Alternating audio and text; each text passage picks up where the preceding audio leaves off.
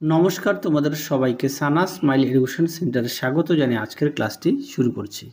আজকে তোমাদের সঙ্গে আলোচনা করব তোমরা যারা সপ্তম শ্রেণীর দ্বিতীয় পর্যায়ক্রমিক মূল্যায়ন পরীক্ষা দেবে, তোমাদের জন্য রায় ও মার্টিন প্রশ্ন বিচিত্রা থেকে আজকে সমাধান করব সপ্তম শ্রেণীর বাংলা বিষয়ে মডেল নম্বর 2 অর্থাৎ 2 নম্বর স্কুলের যে সমস্ত ছোট ও বড় প্রশ্নগুলি আছে তার সমস্ত প্রশ্নের উত্তর সমাধান করে দেখাবো। চলো দেরি না করে মূল বিষয়ে যাওয়া যাক।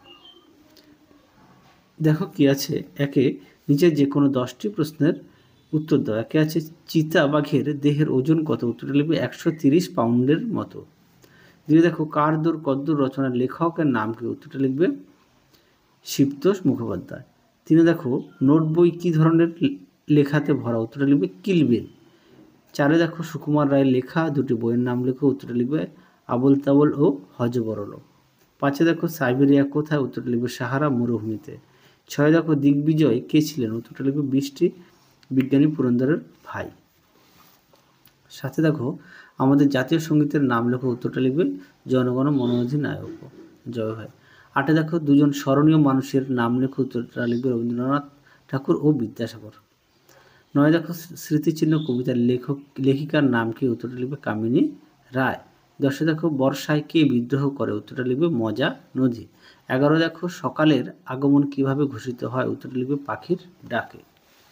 পরবর্তী দেখো শূন্যস্থান পূরণ করো। 2 দাগের ওরা ভেবেছিল মনে আপনার নাম, তারপরে কি মনোহর ড্যাশ, এটা উত্তর লিখবে হস্তরূপে বিশাল অক্ষরে স্টক প্রস্তরে রচি চিরদিনে তরে রেখে যাবে। আশা করি দেখে নিয়েছে উত্তরটি।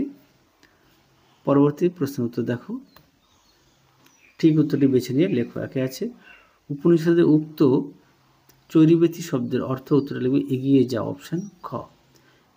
দেখো ভাস্কর ডা গামা ছিলেন? উত্তরটা হবে পর্তুগিজ নাবিক, অপশান খ। তিনে দেখো পুরন্দর চৌধুরী? উত্তরটা লিখবে বিজ্ঞানী, অপশান খ। চারে দেখো সুকান্ত ভট্টাচার্যের লেখা বই? উত্তরটা লিখবে ছাড়পত্র, অপশান গ। পরবর্তী দেখো কি আছে, 4 জায়গার নিচের প্রশ্নগুলোর উত্তর দাও। চিরদিনের কবিতায় বাংলার পল্লী প্রকৃতির যে বর্ণনা আছে তা নিজের ভাষায় সংক্ষেপে লেখো। দেখো প্রশ্নের উত্তর।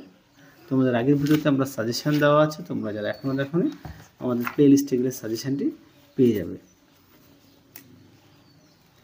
দেখে নাও প্রশ্নের উত্তরটি, এখান থেকে উত্তরটি লিখবে, এই পর্যন্ত লিখবে। পরবর্তী প্রশ্ন দেখো 4-2 মানব হৃদয় ভূমি করি অধিকার কারা কিভাবে মানব হৃদয় ভূমি অধিকার করে? দেখো উত্তর। দেখে নাও প্রশ্নটি, উত্তরটি তোমরা এখান থেকে লিখবে। দেখে নাও এই পর্যন্ত উত্তরটি লিখবে। পরবর্তী দেখো 4-3 তুমি যদি নোট বইয়ে কাছে রাখো তাতে কি ধরনের তথ্য লিখে রাখবে? দেখো উত্তর। দেখে নাও প্রশ্নটি, উত্তরটি এখান থেকে এই পর্যন্ত লিখবে, এখান থেকে এই পর্যন্ত লিখবে। পরবর্তী প্রশ্ন দেখো 4-4 ভারতবর্ষের জাতীয় মন্ত্রটি কি? সেটি কার কোন রচনার অন্তর্গত? দেখো উত্তর। দেখে নাও প্রশ্ন উত্তরটি এখান থেকে এই পর্যন্ত লিখবে। পরবর্তী দেখো টিকা লেখো আলাস্কা। দেখো প্রশ্ন উত্তর। দেখে নাও আলাস্কা, উত্তরটি এখান থেকে এই পর্যন্ত লিখবে। যাদের বই আছে অবশ্যই বই থেকে পড়বে, যাদের বই নেই তোমরা একটু খাতায় লিখে নিয়ে পড়বে। পরবর্তী প্রশ্ন দেখো মাকু গল্পটি কার লেখা? উত্তরটা লিখবে লীলা মজুমদার। 5-2 দেখো মাকু কি কি কাজ করতে পারে? উত্তরটা লিখবে রান্না করে, সেলাই করে, কথা বলে, গান গায় ইত্যাদি।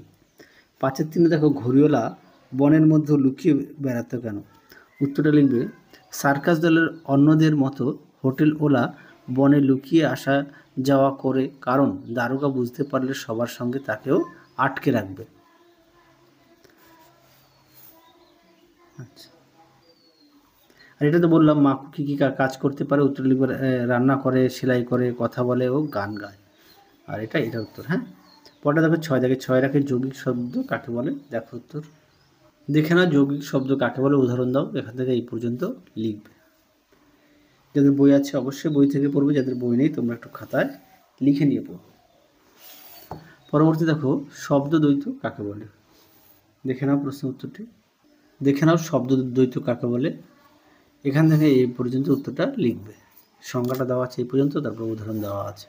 তাহলে চলো আজকের মতো এখানেই সমাপ্ত করছি। আর তোমাদের দেখো বেশ কিছু রচনা দেওয়া আছে 2-3টে করে এক একটি সেটে।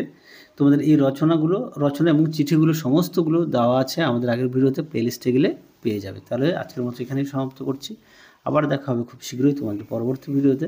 তোমরা সবাই সুস্থ থেকো, ভালো থেকো। আজকের মতো টাটা।